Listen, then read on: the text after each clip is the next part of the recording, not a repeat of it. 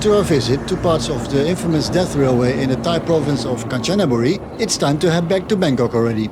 For that, we're going to take the exact train back as the one we arrived on. Our train dropped us here just before noon and went on to its final destination of Nam Tok, about 40 minutes from here.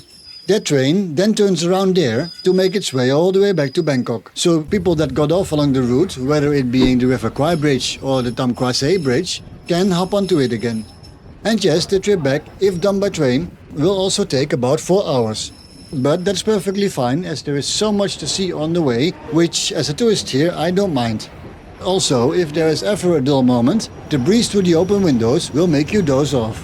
If you decide to take the train, it is also possible to only travel the section between the River Kwai bridge and Thailand Sae. This is probably the most interesting section of the entire trip and only takes about 50 minutes in total, with large paths running to green forests and farm fields in hills.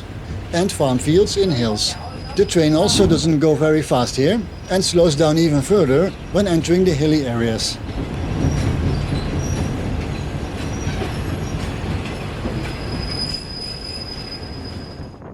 At the largest bridge, some call it viaduct, the train slows down some more.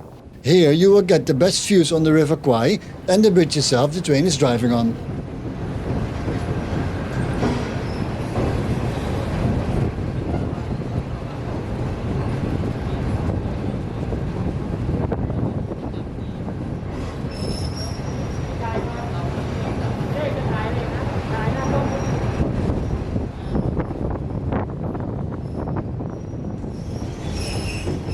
When looking back in the direction where we came from, you can still see the few buildings that are closest to the cliff edge and the little station of Thamkra Sae.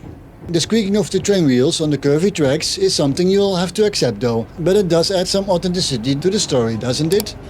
The floating cabins on the rivers can be rented out. You will be sleeping on the river if you decide to do so, which might or might not be comfortable. But the flow of water here is peaceful, though pretty strong.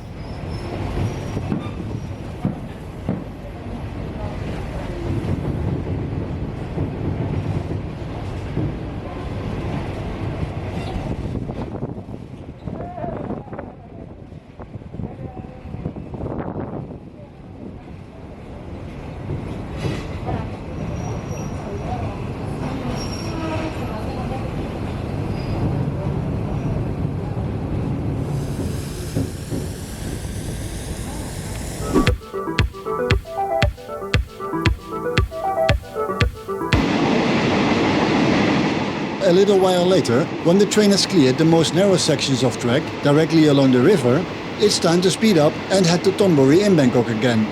But if you watched the previous video, you know we crossed the River Kwai bridge, right? That means we have to do that again in a short while, and yes, I recorded it.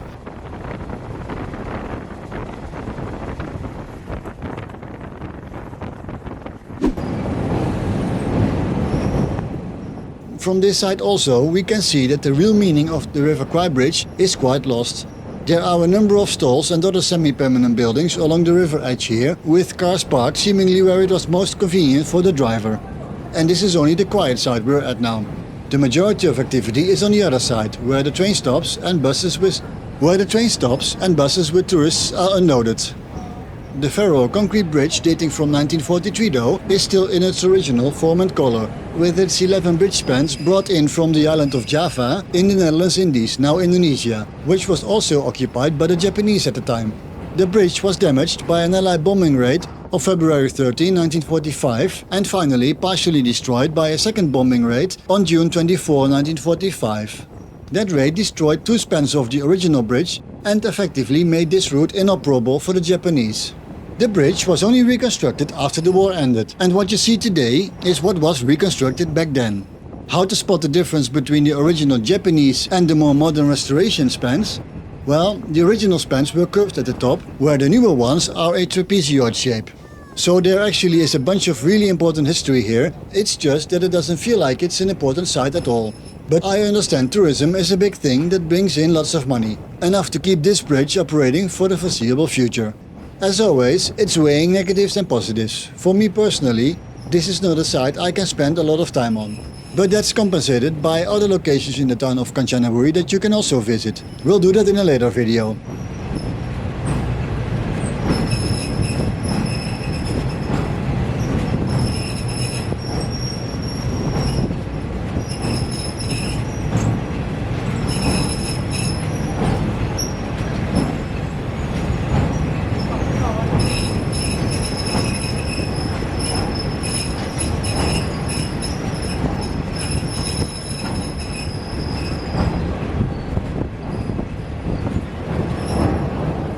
Across the bridge, there's much more activity.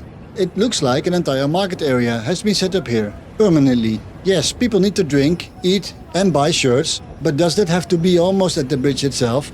Come on, a little bit more space, a little bit more organization wouldn't hurt.